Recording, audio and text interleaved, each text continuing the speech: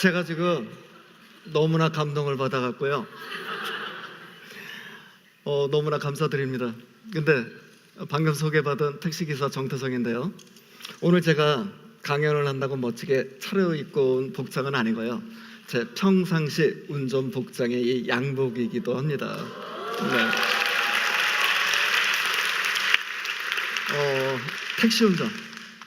제가 택시 운전하기 전에는요, 택시기사를 어떻게 인식했는가 하면요, 이렇게 생각했어요. 난폭 운전, 승차 거부, 굉장히 무서운 분. 그런데 제가 막상 택시 핸들을 잡은 첫날 완전히 환상이 깨졌어요. 많은 동료 택시기사분들이요, 시련과 역경에도 불구하고 다시 한번 새 인생을 살아보겠다고 열심히 노력하시는 분들이 너무나 많은 거예요. 너무나. 저한테도 가슴속에 소설책 한 권이 있어요. 사실 저 어렸을 때 택시기사가 꿈은 아니었습니다. 솔직히 저는 조금 일찍 사업을 했죠. 솔직히 말씀드려갖고 제가 사업에 성공했다 그러면은 택시 핸들을 안 잡을 확률이 한 99.99%예요. 근데 쫄딱 망해요. 신용불량자 되고요, 빚쟁이가 되죠. 하지만 절망하지 않았어요. 왜? 다시 또 재기할 수 있으니까요. 전세는 월세로 돌리고 결혼 예물은 전당포에 팔고, 그래도 절망하지 않았습니다. 또 재기할 수 있으니까요. 그런데 사람이 살다 보면 엎친 데 덮친다고 그럽니다. 왜 하필 그때 장애를 갖고 태어난 제 딸이 그때 아픈지요. 병원에 가서 진찰을 받아보니까 수술을 받지 않으면 위험하대요. 가슴이 덜컥 내려앉더라고요. 제가 무슨 돈이 있어서, 무슨 신용이 있어서 수술 자금을 마련하겠습니까? 그래도 사람 살려야 되니까 손이 발이 되도록 빌어서 간신히 수술 자금을 마련하고 수술은 받을 수 있었죠.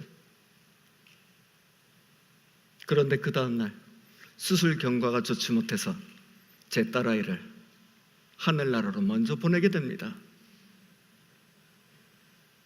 집에 있으면 심장이 터져 나갈 것 같으니까 일단 밖으로 나가요. 오라는 데 없고 갈 데도 없어요. 하지만 가만히 우두커니 서 있을 수 없잖아요. 무작정 거리를 걸어갑니다. 사람이 정말 절망적인 순간이 오면요, 시선은 하늘을 볼 수도 없고요, 정면을 볼 수도 없고 자동적으로 고개는 바닥으로 뚝 떨어집니다. 지금도 내리의 선명한 보도블록의 마른 목골로 삐끔친 부분, 그것만 쳐다보면서 몇 날 며칠을 걸어요. 그리고 처음으로 걸음을 멈추고 내가 어디까지 와 있나 주변을 확인합니다. 하늘도 한번 쳐다보고요. 제가 서 있었던 위치는 정확히 한강의 잠실대교 중간에 두 난간을 붙들고 부르르 떨고 있는 제 자신을 발견합니다. 그 전까지 제가 거기까지 어떻게 왔는지 전혀 기억이 없어요. 저한테는 선택의 갈림길에 선 거죠. 사랑하는 내 딸을 만나러 가느냐, 아니면 다시 한번 인생의 모작을 시작하느냐. 제가 만약에 전자를 선택했다고 그러면 이 자리에 있을 수 없고요, 저는 후자를 선택하고 마침 다리를 건너 교통연수원이 있더라고요. 한 500~600명이 교육을 받고 쏟아져 나와요. 뭐 하시는 분들이니까 물어보니까 택시 운전을 시작하기 위해서 시험 보고 나오시는 분들이래요. 그래, 좋다.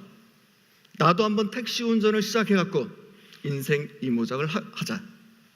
그리고 택시 핸들을 잡았죠.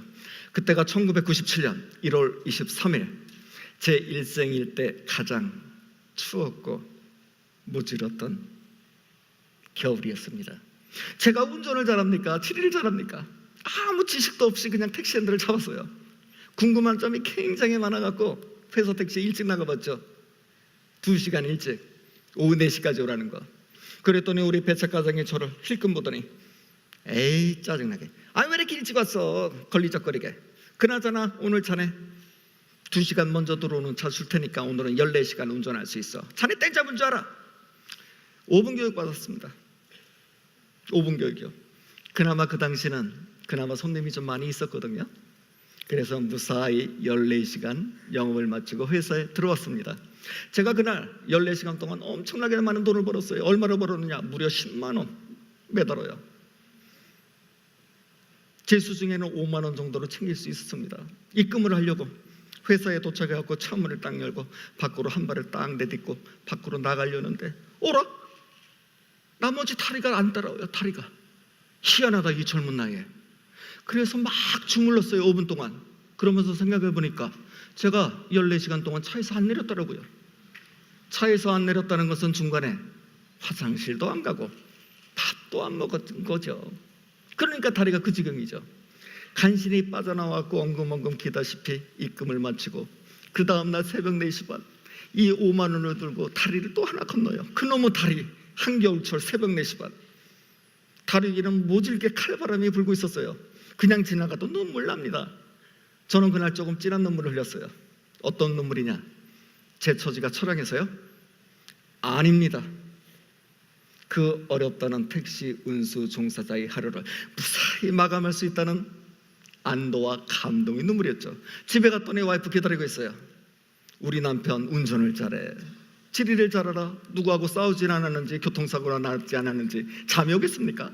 문을 살짝 열고 들어가고 아내한테 5만 원을 딱 손에 쥐어주니까 아내가 갑자기 눈이 띵그레지더니 눈이 반짝이면서 티티 하면서 돈을 세기 시작해요. 하나, 둘, 셋, 넷, 다섯, 여섯, 다섯.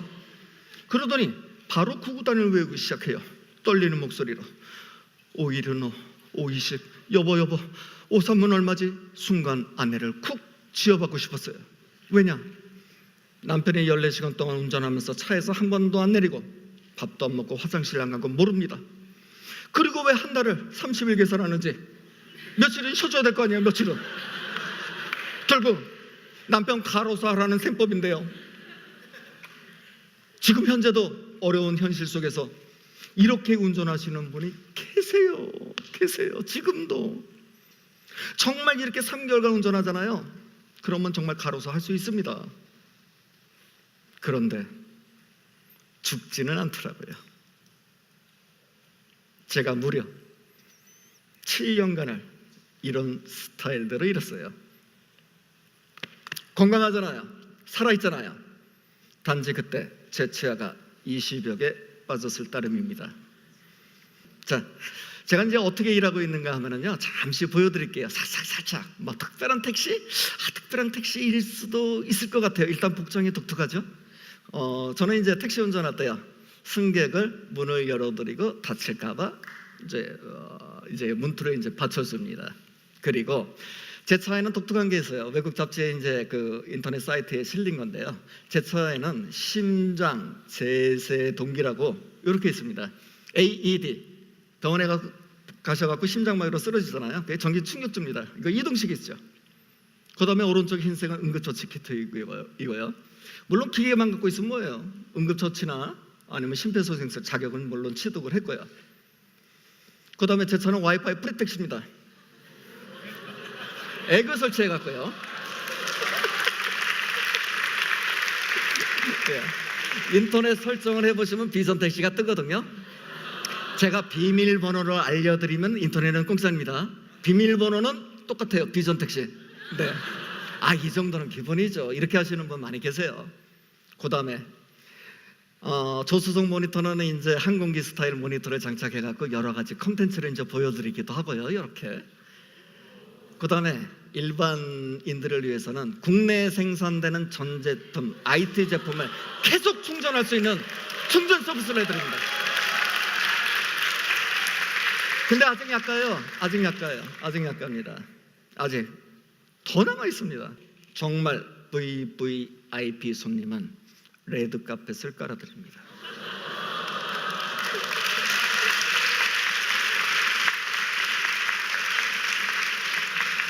2m짜리 2개가 있는데요. 2개 연결하면 이제 3회가 돼요. 레드 카펫을 밟으시고 제가 열어드리는 처문에 탁 앉으시면 이런 서비스. 나른님 정도 아마 서비스 받을까요? 저한테는 작은 뭐 성이라고 그럴까요? 작은 성의로 서비스 받으시는 분은 뭐 일생일 때 처음 서비스를 받지 않는가 뭐 그런 생각을 합니다. 자, 뭐 이렇게 이제 손님을 이제 모셔드리고요. 그리고 제 꿈이 있잖아요. 제 꿈 때문에 그렇게 유명하다는 일본의 MK택시 런던의 블랙캣, 일본의 MK택시는 제가 신입사원 연수 교육을 10년을 준비하고 3년 반 컨택 과정 중에 설득을 얻어내고 신입사원 연수 교육을 받고 런던 블랙캡은 제가 개인적으로 또 연수를 다녀왔습니다.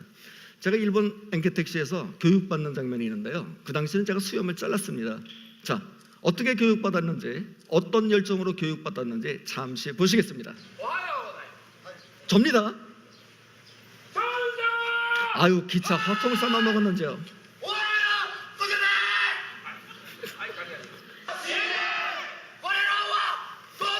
우리는 최고로 신성하다는 사실을 믿습니다. 노동이 최고로 신성하다는 사실을 믿습니다. 자, 이제 제 꿈 얘기를 말씀을 드릴게요. 제 꿈이 뭘까요? 당연히 모르시죠. 제 꿈은요, 택시 대학 총장이 되는 게 꿈이에요.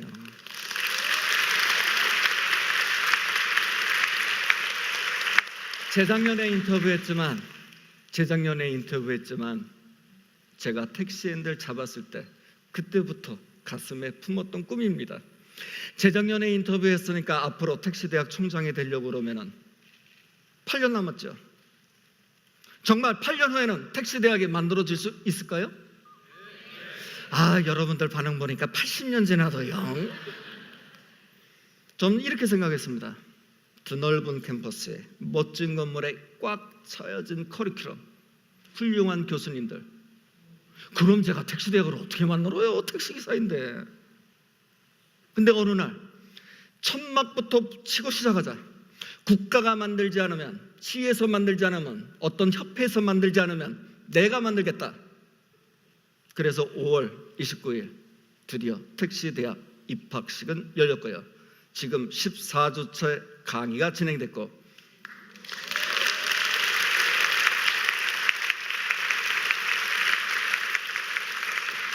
제가 물론 강연도 하지만 멀리 싱가포르 국립대 교수님께서 비행기 타고 강연까지 해주셨습니다. 제가 이런 생각을 갖기까지는요, 저한테 도움을 주신 분이 계세요. 택시기사 할 게 없어서 배운 게 운전이라서 마지못해서 하는 택시 아닙니까? 택시 대학 맞는다고 뭐 택시가 바뀔까요? 희망이 있을까요? 그런데 저한테 희망을 주신 분이 계세요. 희망을 주신 분이. 그분이 누군가 하면은요, 제가 잠실대교에서 다이빙하기 전에 제 등을 잡으셨던 분입니다. 어렵고 힘들 때 저한테 위로와 격려와 질책을 가르쳐줬던 분이 계세요. 그분이 이 자리에 나와 계십니다. 그분 때문에 저는 오늘 이 자리에 섰습니다. 어제도 만나고 오늘도 만났는데요, 제가 그분을 이 자리에 초대할까 합니다. 지금 웃고 계시는데요. 카메라가 돌아가죠? 그분은요, 그 자리에 없고요, 제 가슴 속에 있습니다.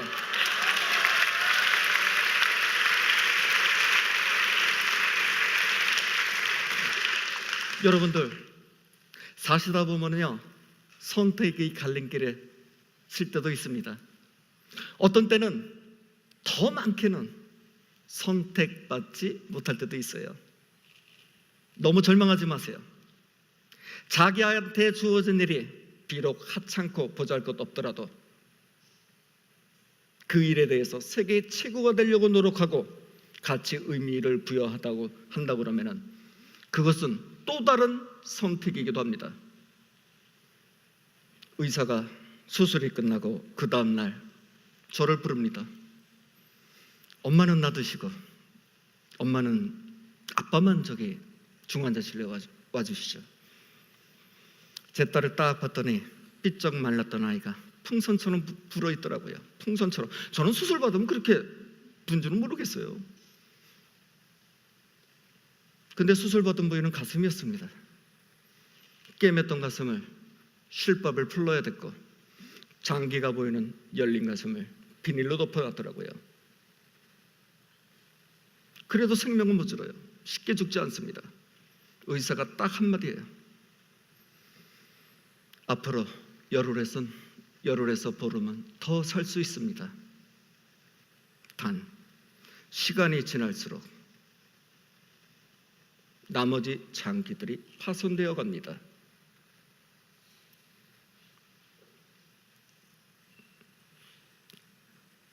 제가 무슨 말을 할 수 있겠습니까? 의사한테. 한참을 생각하다가